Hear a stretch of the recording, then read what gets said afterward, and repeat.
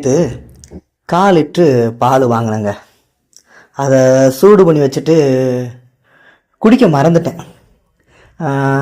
அதனால் இன்றைக்கி காலையில் அடுத்த நாள் காலையில் அதை பார்க்குறேன், பால் வந்து கெட்டு போச்சு. கெட்டு போன உடனே நம்ம எல்லோரும் என்ன பண்ணுவோம், அதை எடுத்து கீழே ஊற்றணுன்னு தான் நினைப்போம். அதாவது 2 வகையான மனிதர்கள் இருக்கிறோம். ஒன்று, பால் கெட்டு போச்சுன்னா உடனே கீழே ஊற்றிடணும், இல்லைன்னா என்ன பண்ணுவோம், அதை தயிராக ஆக்கிறதான மனிதர்களும் இருக்கிறாங்க. இதில் எனக்கு ஃபஸ்ட்டு யோசனை வந்தது என்னென்னா, இந்த பாலை கெட்டுப்போன பாலை கீழே ஊற்றிடலாம் அப்படிங்கிறதான யோசனை வந்தது. அதுக்கப்புறம் இன்னொரு யோசனை கொஞ்சம் நேரத்துக்கு அப்புறம் வந்தது என்னென்னா, இல்லை கெட்டுப்போன பாலை தயிராக்கலாம் அப்படிங்கிறதான ஒரு யோசனை வந்தது.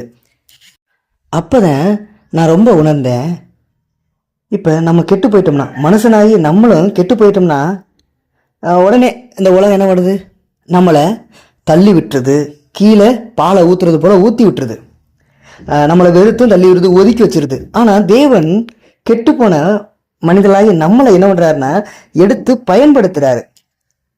தயிராக அடுத்து அதை கடைஞ்சு வெண்ணெய் எடுக்கிறாரு. கெட்டுப்போன பாலுக்குள்ள இவ்வளவு பயன்பாடு நிறைந்ததான காரியங்கள் இருக்கு.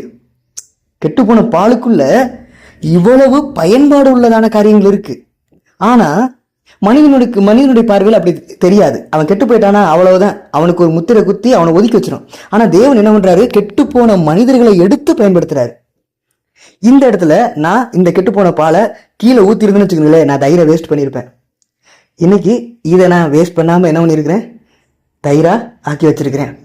அதுபோல தாங்க தேவன் தயாரா இருக்கிறாரு நம்மளை தயிராக்க. நீங்க தயாரா இருக்கிறீங்களா? தேவனுடைய கரத்துக்குள்ள அடங்கியிருக்க.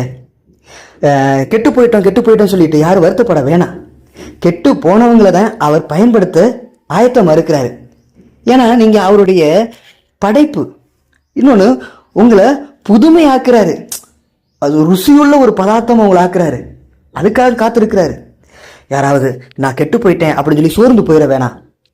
சில பேர் நான் கெட்டு போயிட்டேன், இந்த ஊர் உலகம் என்னை சொந்த பந்தம்னா ஒதுக்கி வச்சிருச்சு, நான் வாழவே எனக்கு பிடிக்கல அப்படிங்கிறதா யாராவது இருந்தீங்கன்னா இந்த ஆடியோவை கேட்டிங்கன்னா தயவுசெய்து சொல்கிறேன், உலகம் உங்களை ஒதுக்கலாம், ஆனால் தேவன் உங்களை ஒதுக்கலை. அவர் பயன்படுத்த காத்திருக்கிறாரு.